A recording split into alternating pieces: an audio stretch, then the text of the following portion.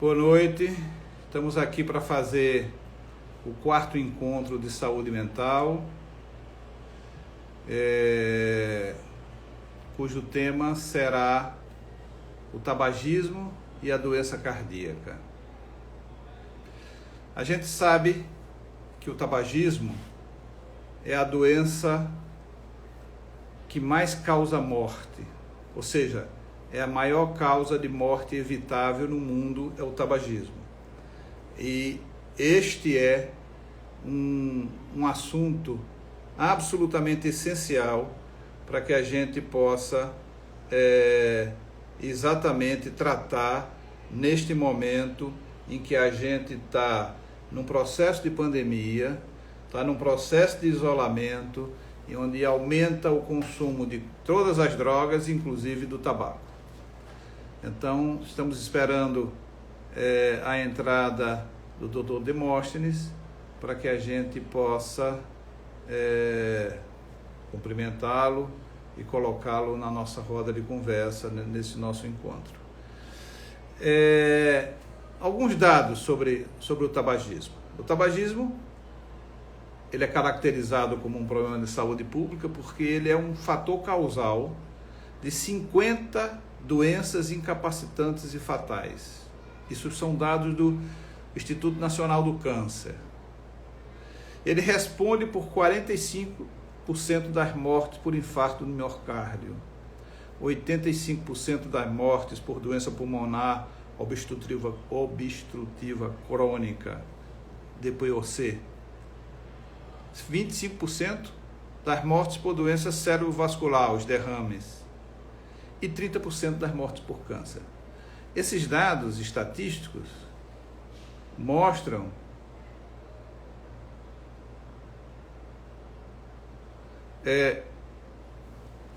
estou vendo que o Dr. Demóstenes entrou. Agora, como é que eu aceito?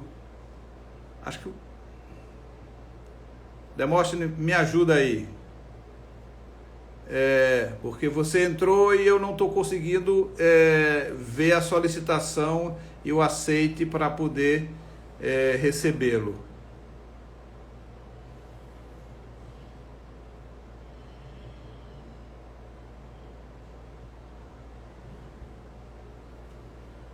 Gente, eu vou continuar um pouco enrolando vocês aqui com alguns dados, enquanto o Dr. Demóstenes entra de fato na nossa sala. Né?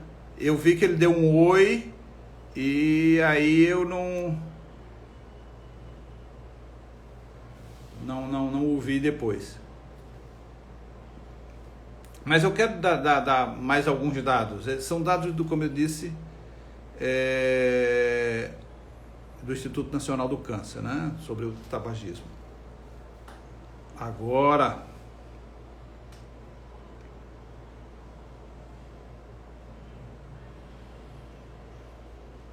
ele pediu e nós estamos aguardando o Dr. Demóstenes. Muito bem. Bem, agora que eu estou com o meu amigo na minha frente, eu posso voltar à apresentação, principalmente para dizer para vocês que eu descobri... A Estação Agreste já fez, Demóstenes, 38 lives de abril para cá, né? Mas eu costumo dizer que é apenas uma desculpa para que eu encontre com meus amigos que eu não via há muito tempo, né? E também para fazer outros amigos, porque eu convidei pessoas com as quais eu não tinha nenhuma intimidade e só tinha conhecimento através de livro ou de palestra. Dr. Demóstenes, não. Dr. Demóstenes é um amigo meu que a gente poderia dizer de infância e de adolescência. Demostinho, porque para mim Demóstenes era o pai, o professor Demóstenes. Eu fui aluno de português do professor Demóstenes e sou bem mais velho do que Demóstenes, né? Então, eu vi Demóstenes crescer e crescer na minha rua. Nós éramos amigos de rua, né? E Tinta sempre foi uma pessoa muito querida e quero te dizer que é o maior prazer, Demóstenes, de ter nessa live, que a gente possa conversar um pouco dos nossos aspectos escolhidos da nossa profissão, né? Quando a gente escolhe a profissão de ser médico, a gente pensa que está querendo escolher alguma coisa muito ampla, ser médico. Depois a gente descobre que a gente tem que escolher o que é que a gente quer fazer dentro da medicina. E isso talvez seja uma escolha mais difícil do que a escolha da medicina, né? Eu costumo dizer que quando eu entrei para fazer medicina, eu queria ser cirurgião. Na verdade, eu queria ser cardiocirurgião. Mas aí depois um sul-africano chamado professor Barnard fez o primeiro transplante e aí, quem sabe, eu disse assim, se o cara fez o transplante, não resta muito para fazer na cardiocirurgia. E aí eu descobri o meu fascínio pela mente, pelo sofrimento psíquico, pelas coisas que se passam na cabeça das pessoas e como é que eu poderia ajudar, às vezes, a desatar alguns nós muito graves, muito sérios.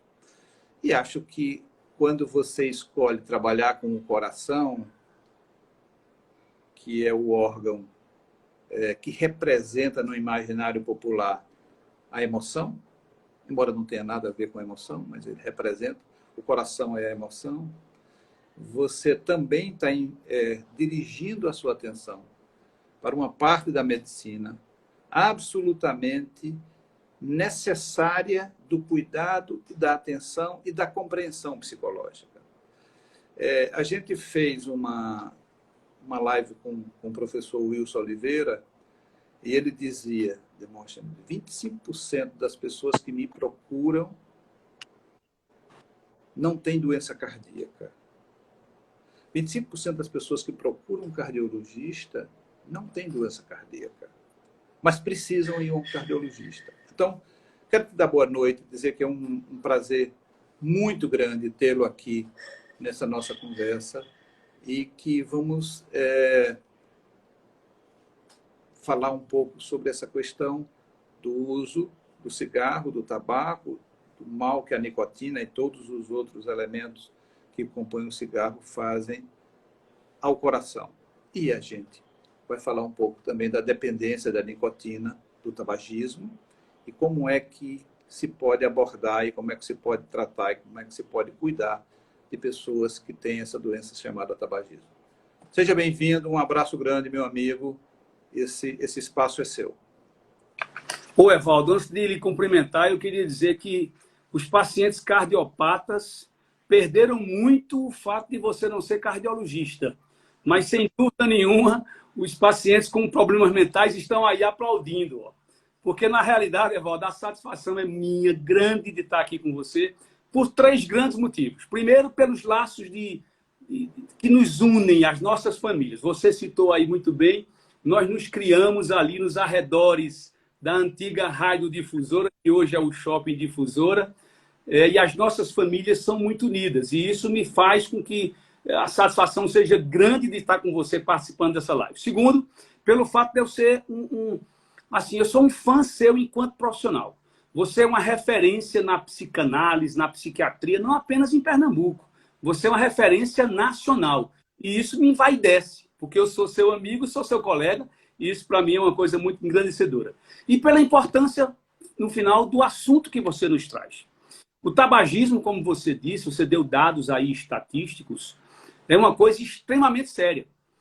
Aliás, não é um vício, como muitas pessoas acham que é. É, como você disse, uma doença, inclusive reconhecida pela Organização Mundial da Saúde, que traz diversos malefícios para os seres masculinos, femininos e as crianças também. Então, na realidade, a importância se reveste por conta desse tema tão importante.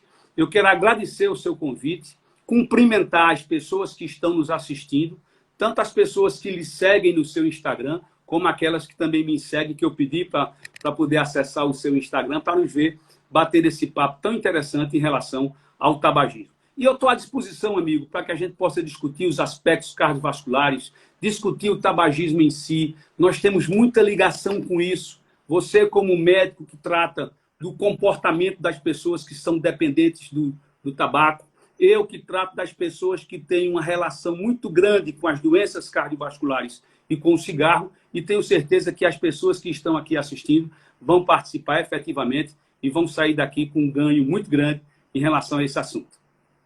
Muito bem, pois é. A gente sempre começa um pouco pedindo para as pessoas falarem da sua carreira. Fala um pouco, Demóstenes, como foi tua carreira, a tua escolha, como é que tu chegaste à cardiologia, né? Como tu chegaste na medicina e depois na cardiologia. Fala um pouco dessa carreira. O que acontece com a vida da pessoa, para a gente, é muito importante. A minha decisão foi diferente da tua. Tu quiseste ser cardiologista logo do início do curso médico. Eu, na realidade, defini fazer medicina no terceiro ano, que naquela época era o terceiro ano científico, e hoje é o terceiro ano do curso médio, 6 meses antes do vestibular. Eu queria ser, antes, arquiteto. É tanto que eu fiz aquele exame lá para saber qual era a nossa Teste vocacional. Teste vocacional, exatamente. Eu acho que nem existe mais isso, né? Mas eu fiz o teste vocacional e deu para que eu fosse para as artes. E a medicina, de certa forma, é uma arte. Então, fiz o vestibular de medicina e só decidi fazer cardiologia no último ano da medicina, no 6º ano. Fiz a minha residência de clínica médica e, posteriormente, fiz a pós-graduação de cardiologia. E aqui estou há 35 anos, dos quais 33 em Caruaru, pois assim que me formei, fui para o interior do estado, naquela ânsia de ganhar dinheiro, de sustentar uma família onde eu já era casado e tinha uma filha com 3 anos de idade. Enfim, passei 2 anos no sertão de Pernambuco e voltei para a minha cidade. Daqui passei 6 meses e fui fazer a residência, pós-graduação, e aí voltei em definitivo. E estou aqui desde então fazendo clínica médica, fazendo cardiologia.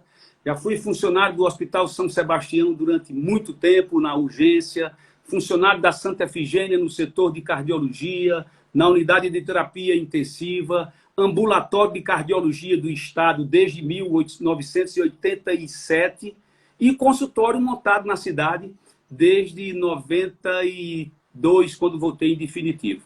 Então, minha vida é a cardiologia, minha vida é a clínica médica, minha vida é a medicina, minha vida é Caruaru, minha vida é a minha família e os meus amigos, que eu faço tudo isso de uma forma assim, com o coração. Então, é por isso que eu escolhi ser cardiologista.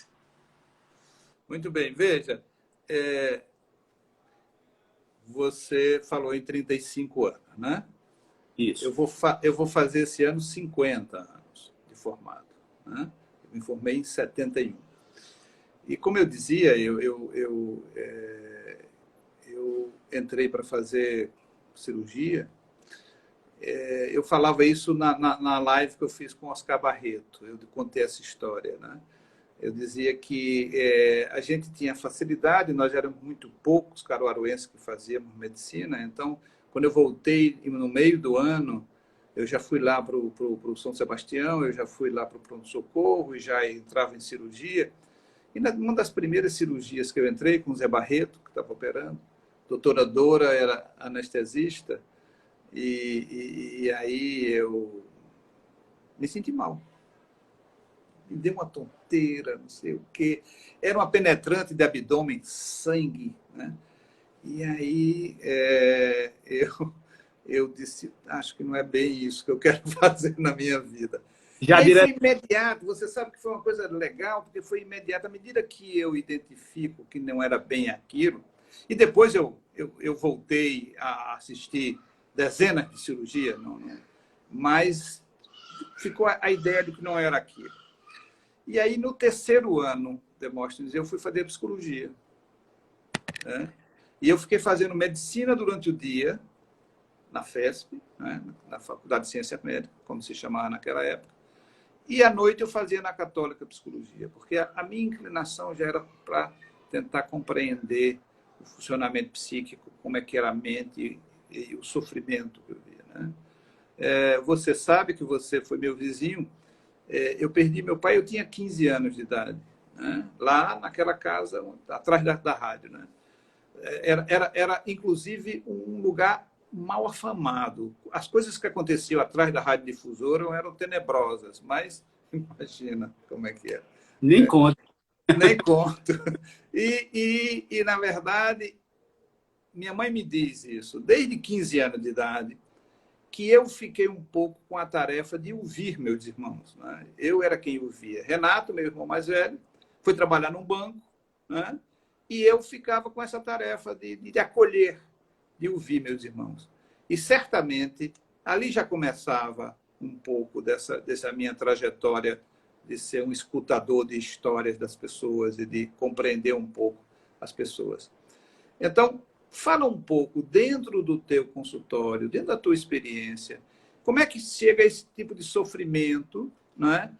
E um pouco dessa relação exatamente com o uso da substância, né? Quer dizer, a gente está falando do tabaco, a gente está falando da nicotina e do todo o prejuízo que o tabagismo provoca, mas também acontece muito doenças cardíacas relacionadas ao uso do álcool e ao uso de outras drogas, pessoas que ficam também dependentes porque o cardiologista passa uma droga ansiolítica, e aquela droga termina também criando uma relação de dependência. Fala um pouco da tua experiência de consultório em relação a isso, ao tabaco e às outras drogas, Demóstenes. Na realidade, Evaldo, quando você citou aí que o Wilson Oliveira falou em relação às questões emocionais que tem dentro do consultório da cardiologia, eu acho que isso é de uma maneira geral em todos os consultórios de clínica médica. Existe um temor muito grande das pessoas de morrerem, isso é natural. Até porque nós ocidentais não tratamos, né, a morte como uma coisa natural. Nós somos muito apegados às coisas daqui, às coisas materiais, à família. Então, as pessoas, quando adoecem, vão ao médico, primeiro, numa situação de inferioridade muito grande, porque estão fragilizadas. Segundo, porque tem medo de morrer.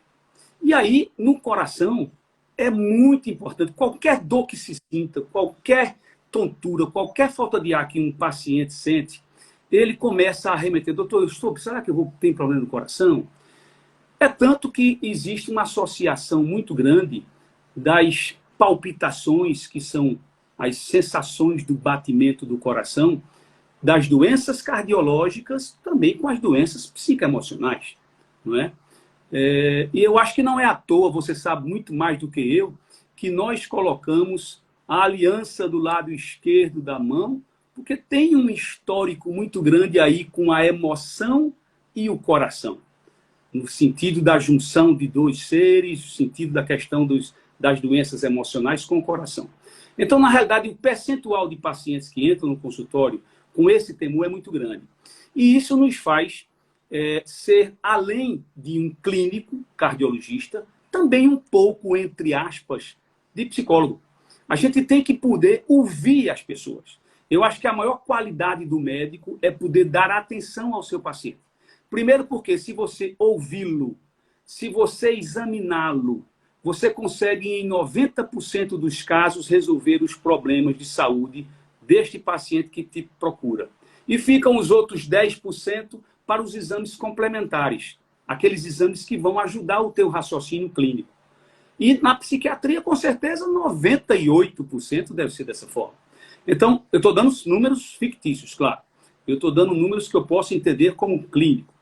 Então, veja, eu acho que a questão do tabagismo é muito séria, como é a questão do alcoolismo ou com qualquer dependência de substâncias. E eu diria o seguinte, que o tabagismo é muito mais importante e muito mais sério. Porque você sabe, tanto ou mais do que eu, que a nicotina ela tem um poder assim de dependência química e comportamental muito grande, maior do que qualquer outra droga, maior do que o álcool, maior do que a cocaína, maior até do que o crack.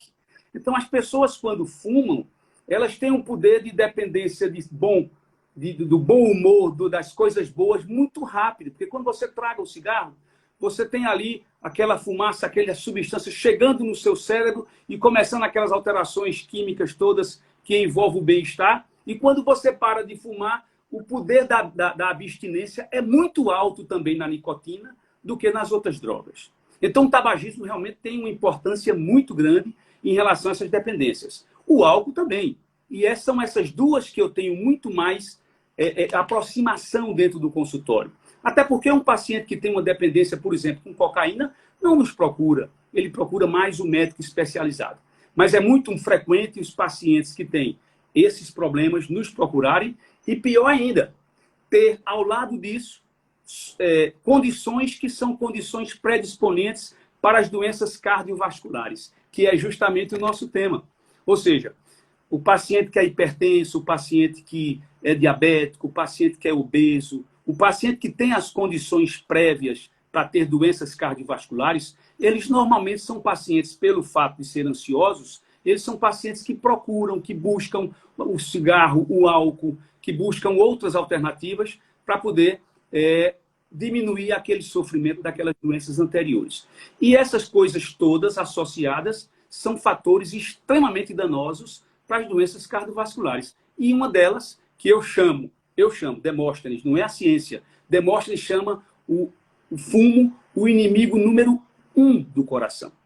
Ele está ali bem pertinho com a hipertensão arterial. A hipertensão é, pela ciência, o maior, mas o fumo está muito próximo dos problemas maléficos aos distúrbios cardiovasculares. Por quê? Porque ele vai justamente naquele processo onde a gente existe as alterações doentias do sistema cardiovascular, que é atacando as artérias, as veias, os pequenos vasos, provocando exatamente a que é a base das doenças cardiovasculares. Tanto é que pessoas que fumam têm aquele percentual que você falou, de 45% de mortes do infarto. Pessoas que fumam têm 2 ou 4 vezes mais predisposição de ter infarto do que pessoas que não fumam. Tem até 5 vezes a possibilidade maior de ter acidente vascular cerebral do que aquelas pessoas que não fumam. Então, há uma independência muito grande entre nicotina, ou seja, tabagismo, e as doenças cardiovasculares. Sem falar nas outras, né, Evaldo? Sem falar nas doenças pulmonares, que você citou muito bem, a DPOC, a questão do tumor, do câncer de pulmão. É interessante que as pessoas acham assim, quem fuma pensa no câncer de pulmão, mas tem cânceres que não são de pulmão e tem uma associação direta com a nicotina, com o tabagismo, como no caso do câncer de laringe. Vejam, como é que tem a ver com cigarro? Tudo. Pessoas que fumam têm muito mais osteoporose.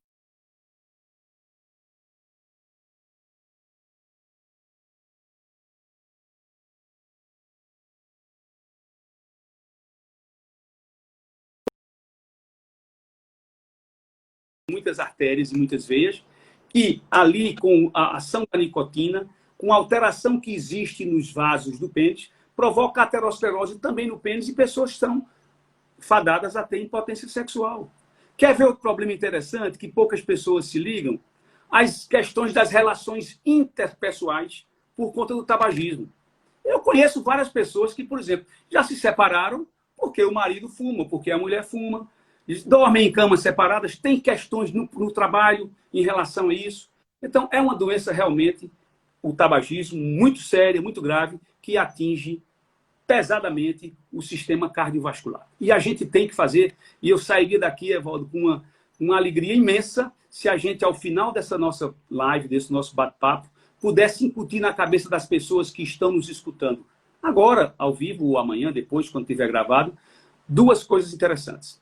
Primeiro, que os profissionais de saúde precisam, mas precisam muito, e tem que ter o interesse em arguir, em perguntar aos pacientes se eles fumam e fazer o desestímulo do tabagismo nesse paciente. E segundo, que as pessoas que fumam tenham um interesse pessoal de parar com esse cigarro, porque realmente o fumo é prejudicial à economia orgânica como um todo. E só se pode cessar o tabagismo se tiver essas 2 coisas. Primeiro, a vontade do indivíduo que fuma. E segundo, o tratamento multiprofissional desse paciente. Pois é, eu acho ótimo. Eu queria, inclusive, te dar um dado estatístico sobre aquilo que você apresentou, que é a capacidade de provocar dependência da nicotina, né? Quer dizer, o poder endogênico de provocar dependência. É importante porque, por exemplo, de cada 10 pessoas que começam a beber, 2 pessoas terão problema com a questão da bebida. 2 pessoas poderão se tornar dependentes do álcool.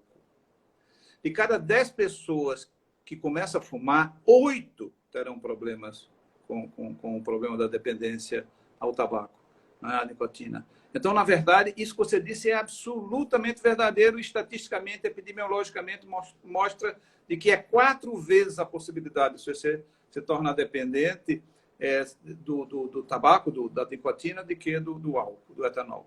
Então, veja, isso é uma coisa. Então, não dá para brincar. Depois, eu gostaria de destacar também, Demóstenes, o fato de que nós vivemos uma curva, não é? Nós vivemos uma grande intervenção no governo Fernando Henrique, através do ministro Serra, em relação ao tabagismo.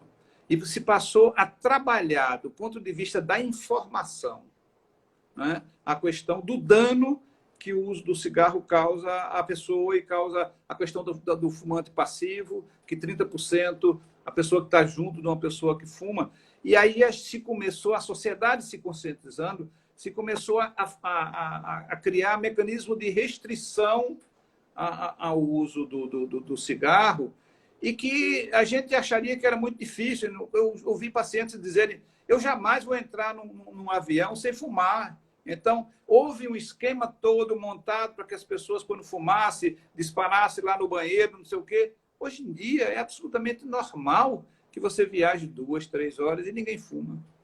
É absolutamente normal você vendo as pessoas não fumando no restaurante. Ninguém imaginava isso antes, porque havia se passaram 50 anos falando, glamourizando a questão do uso do cigarro. E todo artista aparecia com cigarro. Então, tem um amigo meu baiano que dizia assim: aparece em Hollywood, uma propaganda da Hollywood com Daniela Mercury, o farol da Barra em Salvador, e eu aqui fazendo a minha campanha contra o Hollywood.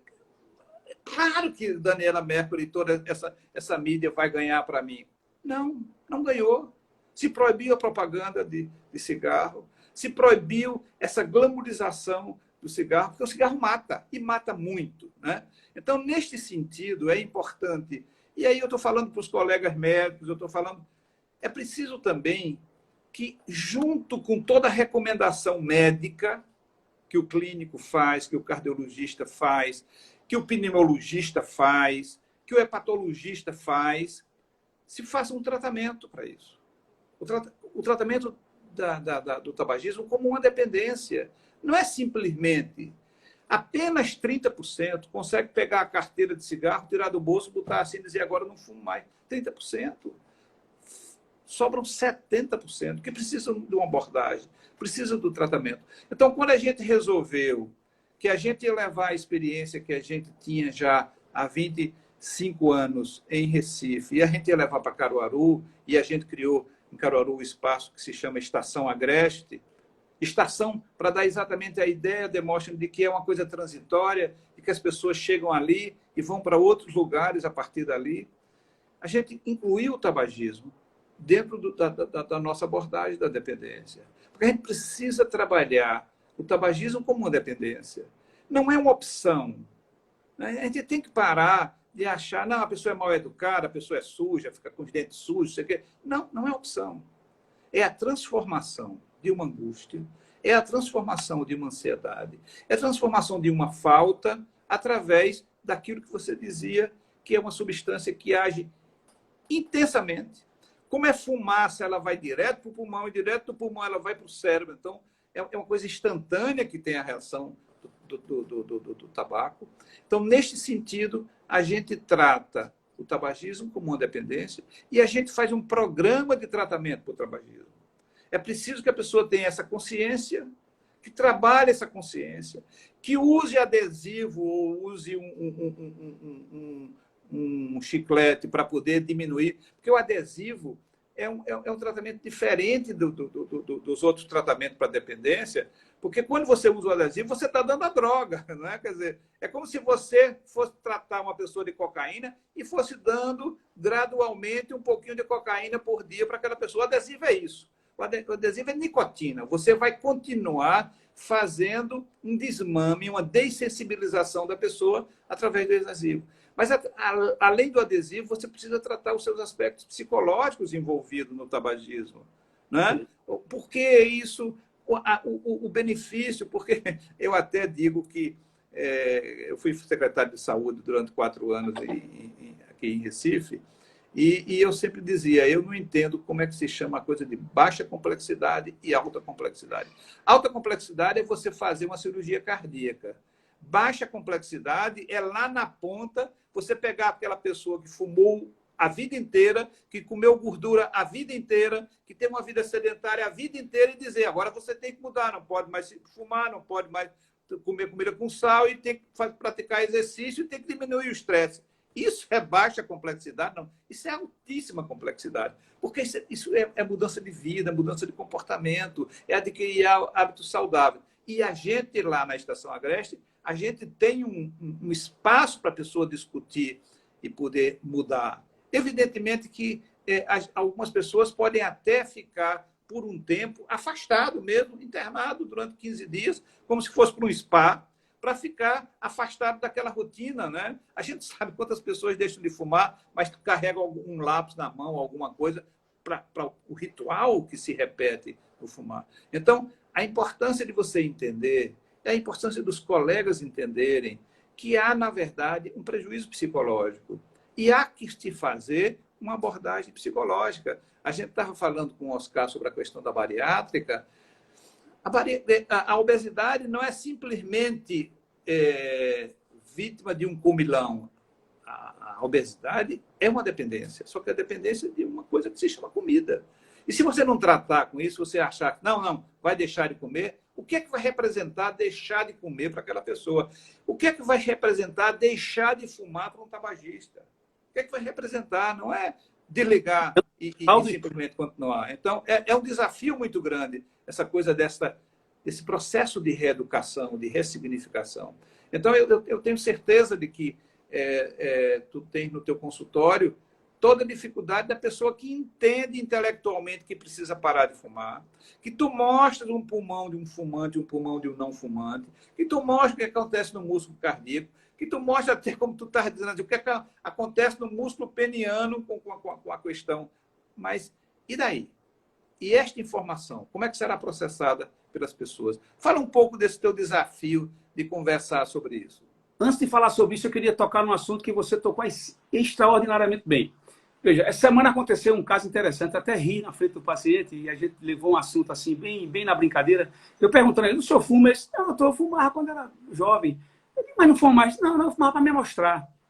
Ou seja, ele fumava, aí eu perguntei, não, porque os artistas de televisão fumavam e tal, ali eu fumava numa festa para arranjar uma namorada. Ou seja, é aquela velha história da questão do tabagismo, é um problema não apenas médico, é um problema social, é um problema político, é um problema até jurídico. Você vê que essas leis que aconteceram nos últimos 20, 30 anos no Brasil, proibindo as propagandas, né, na televisão, nos rádios, essas leis que colocam na carteira do maço de cigarro as questões dos tumores, das doenças cardiovasculares, as leis antifumo, inclusive aqui em Caruaru, Evaldo, me permita eu dizer isso, eu, quando fui vereador, eu trouxe para Caruaru a lei antifumo, de não fumar nos lugares fechados. Então, é uma questão também política, é uma questão multifatorial, e principalmente na questão do tratamento.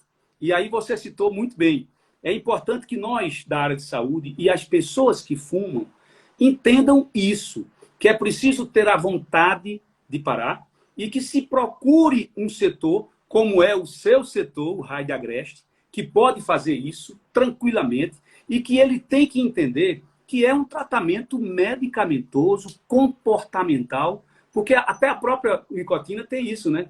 Você tem uma dependência química e tem a dependência do cigarro comportamental. Quantas pessoas dizem, eu vou tomar um cafezinho ali, no cafezinho eu fumo um cigarro, né? Ou então eu só bebo, fumo quando bebo. São coisas que têm que ser tratadas psicologicamente, não é, com uma alteração maior, com um envolvimento maior, inclusive da família do próprio paciente, que às vezes não aceita, não é? O paciente sabe que fuma, aliás, sabe que faz mal o fumo, quer parar de fumar, mas não quer se submeter ao tratamento. Por quê? Pelos preconceitos. E talvez pela falta de um ambiente, como é o seu ambiente, o Raio de Agreste, que está aí chegando em Caruaru. Eu quero, inclusive, como caruaruense, agradecer a esse espaço maravilhoso, que não é somente na questão da dependência de droga, não. É com a questão da psiquiatria mesmo, enfim, de todo o aspecto que envolve lá o seu serviço. Parabéns. Porque, veja, quando a gente fala também de doenças cardíacas, a gente fala muito também de depressão, né? A gente fala também da questão do envelhecimento. A gente vive hoje, embora, como eu estava dizendo, que a curva de uso de tabaco ela caiu muito, mas ela volta a crescer. Eu fiquei absolutamente abismado quando tive agora o ano passado em Portugal, o quanto tem de jovens fumando em Portugal. Impressionante. Tem a proibição do lugar fechado, mas as calçadas são ocupadas por jovens fumando. A gente não tem muito isso aqui ainda. Quer dizer, esse rebote que está acontecendo na volta do uso do cigarro, aqui no Brasil aumentou. A gente sabe que aumentou. A geração intermediária, que eu chamo assim, a geração dos nossos filhos mais velhos, eles não fumam. Meu filho é médico, nunca fumou. Minha filha é procuradora, nunca fumou, não é? Mas algumas pessoas da geração deles fumaram, né? Mas a outra geração, a geração que vem depois, a geração... Meu filho tem 45, a geração que tem hoje 28, 30, está fumando mais do que a outra geração. Então, há um relaxamento desse cuidado em relação a isso, e as pessoas passaram também a ser perseguidas para que não fume, né? Então, se havia o charme de fumar, hoje é absolutamente reprimido, né, a questão do cigarro. E, neste sentido, eu acho que mobilizar a pessoa para que a pessoa se cuide é fundamental dentro da questão do hábito saudável. A gente tem que falar a questão do hábito saudável. A gente está falando, por exemplo, do fumo, mas a gente podia falar da alimentação. E o cardiologista lida muito com a questão do hábito saudável. O estímulo a que a pessoa faça exercício, uma grande substituição ao cigarro é o exercício. Porque o fumante grave, ele não consegue fazer exercício porque ele não tem pulmão suficiente para poder fazer exercício, ele não tem coração suficiente para fazer exercício, não é? Seria uma sobrecarga muito grande. Então, à medida que você vai reduzindo o consumo de cigarro, você aumenta a sua prática esportiva, você melhora sua condição pulmonar, sua condição cardíaca e melhora a sua condição de vida, sua qualidade de vida. Este processo de trabalhar a alimentação, o hábito saudável, é fundamental nesse processo de reeducação. Paulo Freire dizia, não é? Quer dizer, perguntaram para ele, mas professor, a educação muda o mundo? Eu disse, não, meu filho, a educação muda as pessoas. Quem muda o mundo são as pessoas. Então, eu acho que a gente tem como médico, e você tem toda a razão, da nossa prática também educativa, a educar as pessoas no sentido do hábito saudável, de melhorar a qualidade de vida psíquica e física. Então, nesse sentido, o cardiologista é um grande conselheiro. Eu tenho muito medo dos cardiologistas que prescrevem muita medicação psiquiátrica, muito medo, né? Que transferem a ansiedade do cardiopata, até daquele falso cardiopata, como dizia o Wilson, 25%, para dar uma medicação. E as pessoas passam a levar um ansiolítico, que houve uma época que era o Lexotan, outra época era o Frontal, agora é mais Rivotril, que leva esse ansiolítico como se fosse um amortecedor dos seus problemas. Então, qualquer coisinha pega a medicação. Porque você termina estimulando o desenvolvimento de uma outra dependência, que é a dependência de benzodiazepínico, que é um problema seríssimo no mundo inteiro, embora seja o Brasil o maior prescritor de benzodiazepínico do mundo. Eu digo sempre, Evaldo, eu digo assim, ó, faz o seguinte, substitui o Lexotan e essas outras drogas pelo teu ouvido, pela tua boca. Você vai fazer muito mais bem ao teu paciente dessa forma. Olha, não se concebe, na medicina como um todo, mas sobretudo na cardiologia, na clínica médica, um tratamento dessas doenças cardiovasculares sem mudança no estilo de vida. Na questão que você falou de dieta, de atividade física, do cigarro, do álcool em excesso. Ou seja, você tem que orientar o paciente a tirar essas coisas que provocam esses absurdos né, de estatísticas aí que variam, mas que mostram a gente que 500 pessoas morrem por dia com esses problemas no Brasil, né? Que, sei lá, nos Estados Unidos, 400 mil pessoas morrem por ano com os problemas relacionados ao tabagismo. Você tem que estar na sua cabeça aquilo ali, frio, fresco, que é para você poder orientar esse paciente a fazer isso. Não se concebe, por exemplo, um tratamento de reabilitação cardiopulmonar metabólica, que é como chama hoje a nova nômina, do paciente, sem que ele não possa ser desestimulado a afastar o cigarro, como outras coisas que são danosas para a sua própria vida. Então, é importante isso, e eu tenho feito isso, graças a Deus. Eu sou um médico muito preventivo, muito mais do que curativo. Então, eu não me encaixo nesse grupo de pessoas que passam muitas medicações ansiolíticas, antidepressivos. Claro, tem as exceções que a gente passa em casos leves, mas também encaminha para o especialista quando é necessário. Mas eu sou muito mais de conversar, muito mais de orientar, de mudança de estilo de vida. Eu até brinco para os pacientes, digo o seguinte, olha, se você gosta, por exemplo, se você é muito religioso, eu disse, sou. Vai para a igreja todo dia? Eu disse, vou. Então faça o seguinte, num domingo desses, deixa a sua igreja de lado, vá com sua mulher e com sua filha, com seu filho, numa praça, bater um papo e jogar a conversa fora. Deus vai perdoar você. Ou seja, para não entrar sempre na rotina, no estresse, na ansiedade, na depressão, fato assim que eu estou dizendo, que é para justificar que é interessante a gente conversar com o paciente muito mais do que prescrever. Eu acho que é interessante esse lado. A gente vai estar voltando para um assunto que é fundamental, que é a capacidade que tem o clínico da conversa, né? Quer dizer, na verdade, clínico, no sentido grego, se inclinar sobre o outro. Né? Clinicar é se inclinar sobre o outro. O clínico é aquele que se inclina, ou seja, aquele que observa e que cuida do outro.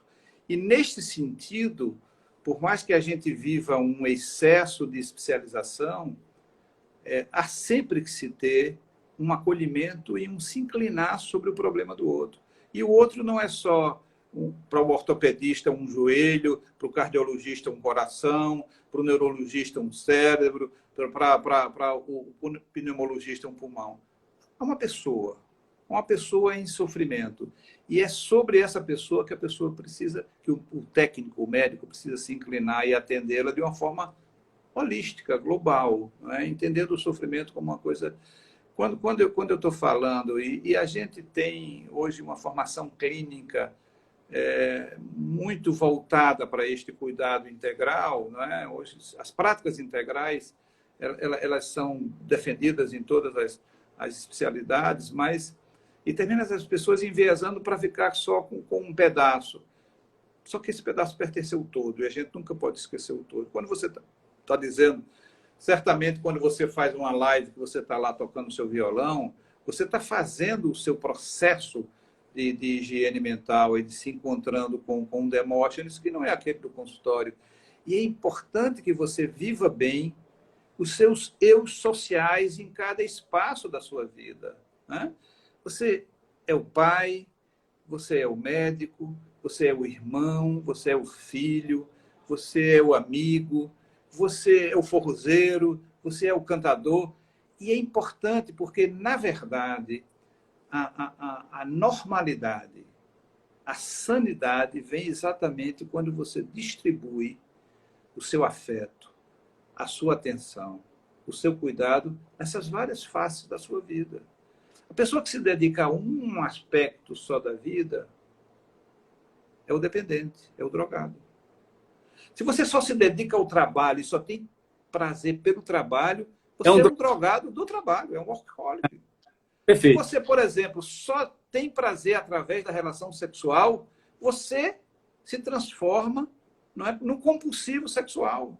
Então, você tem que distribuir o seu prazer em várias facetas da sua vida, porque assim é o ser integral. Então, é o coração que bate, mas é o coração que bate a partir de um estímulo do cérebro, é o coração que bate a partir de uma emoção, e você tem que ver esse coração junto com a emoção. E biopsicossocial e espiritual que a gente tem que E ter. espiritual. Se não É tiver... importante. São as 4 dimensões do humano. A dimensão física, que é o corpo, a dimensão mental, que é o psicológico, a dimensão social, que é a família e a sociedade como um todo, e a dimensão espiritual. Veja, eu digo isso sempre, Demóstenes, você falou uma coisa ótima. Eu digo isso sempre. Não importa se eu creio ou se eu não creio, eu sou um estudioso. E como estudioso, eu tenho a obrigação de saber o que é que a ciência diz. O que é que a ciência diz, por exemplo, em relação à dependência de drogas?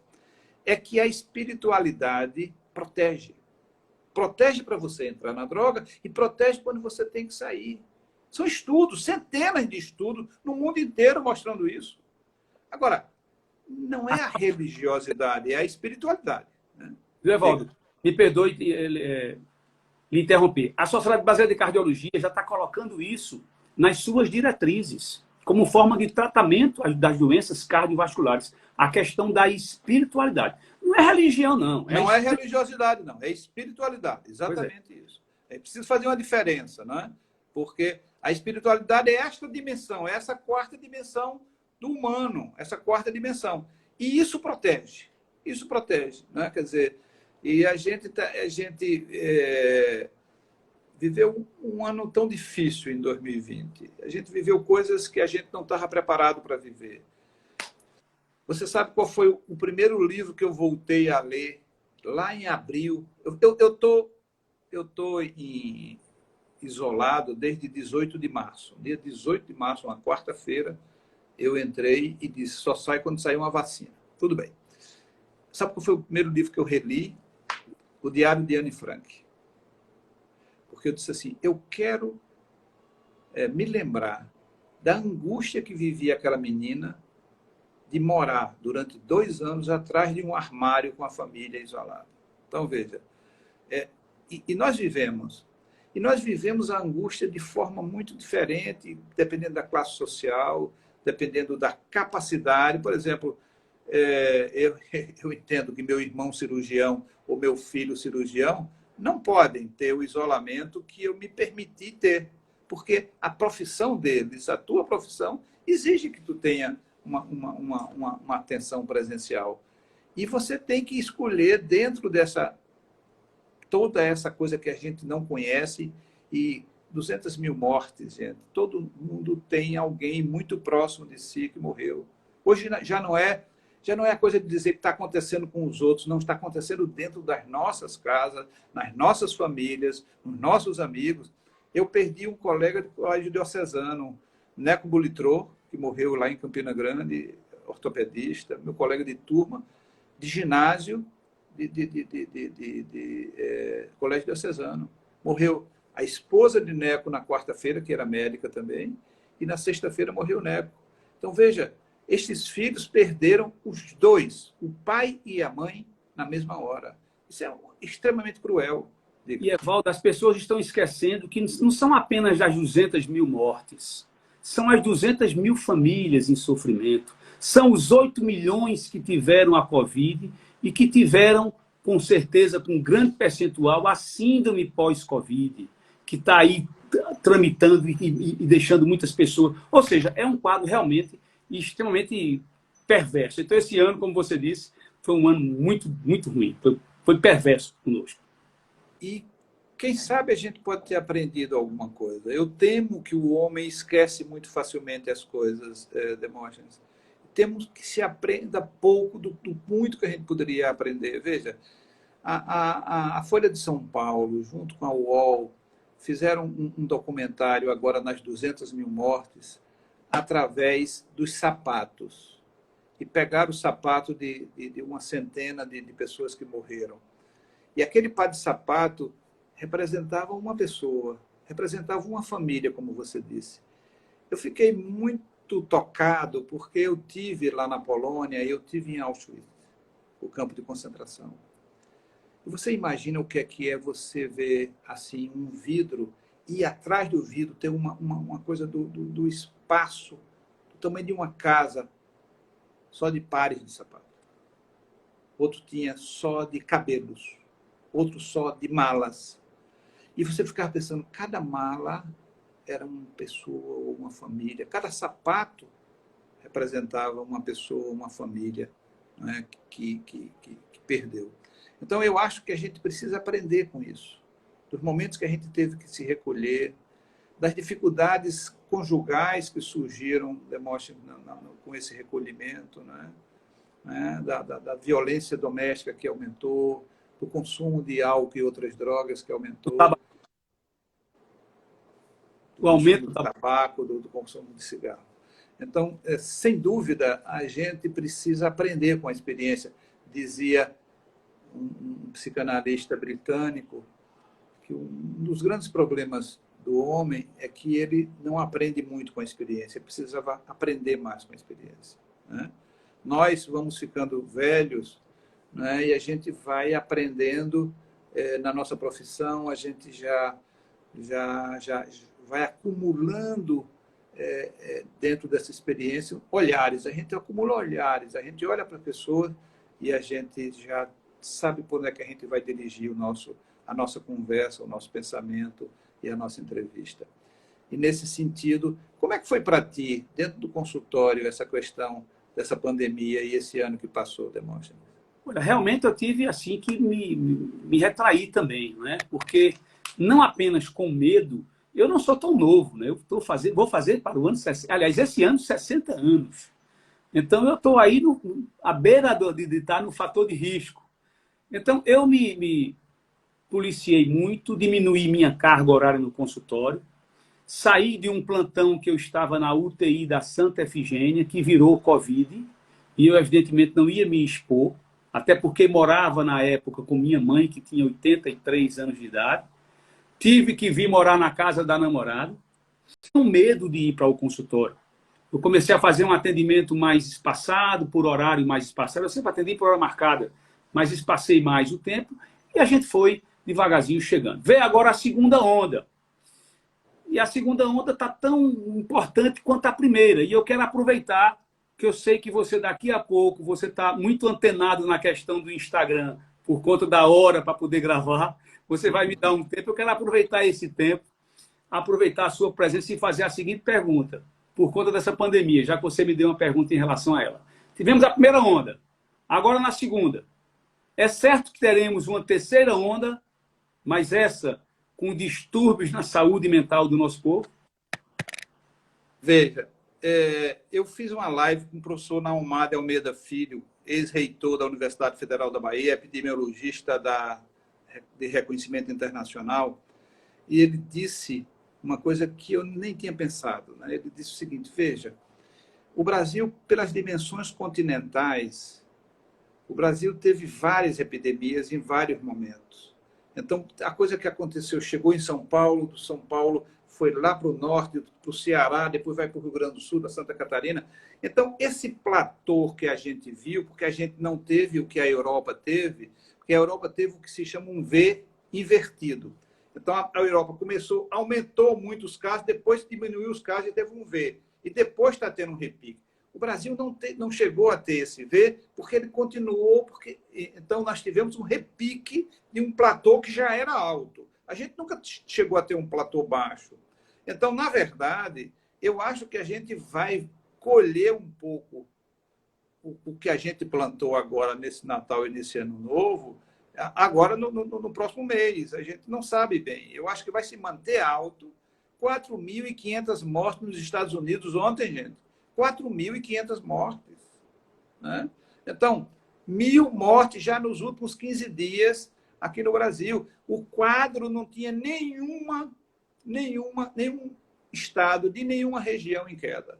Então, eu acho que a gente vai manter este repique. A gente não vai ter o terceiro, porque a gente vai manter esse segundo nesse platô ruim. Né? Eu acho que...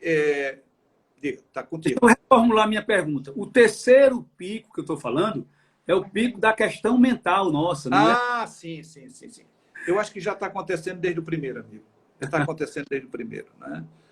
Porque Freud dizia o homem teve a falsa sensação de controlar a natureza E isso lhe dava um falso poder, uma falsa sensação de poder, frente ao seu desamparo, a fragilidade do homem diante da vida. À medida que a natureza dá um rebote desse, que veio da natureza, não esqueçamos, o corona veio da natureza, o homem volta para o seu desânimo, para o seu desamparo, para a sua sensação de pequenez e de finitude. E isto causa dano psicológico em todos nós, porque a gente volta a ter um momento de intensa desconhecimento, e isso gera o desânimo e o desamparo. Meu amigo, meu bom amigo, me dê um beijo bem grande, dona Marleide, diga para ela o quanto eu a considero, eu a considero enquanto mãe que criou esses filhos com o maior carinho, com o maior amor, e esposa que sempre cuidou do professor Demóstenes. E meu carinho para ela, meu carinho para você, um beijo grande para você, meu irmão. Veja, eu tenho 73, eu vou fazer 73 agora em abril, você vai fazer 60. Então, nos separam 13 anos. Você é bem mais novo do que eu. Mas veja, a gente aprende pouco com a experiência. Se aprendeu pouco com o 11 de setembro, se aprendeu pouco com a peste negra, se aprendeu pouco. E é uma pena que a gente aprenda pouco, mas está aí. Muito obrigado pela sua participação. Você é um amigo, um irmão querido, e eu quero agradecer do meu coração. Evaldo, eu que agradeço, meu irmão. Grande abraço, que Deus te abençoe e vamos em frente.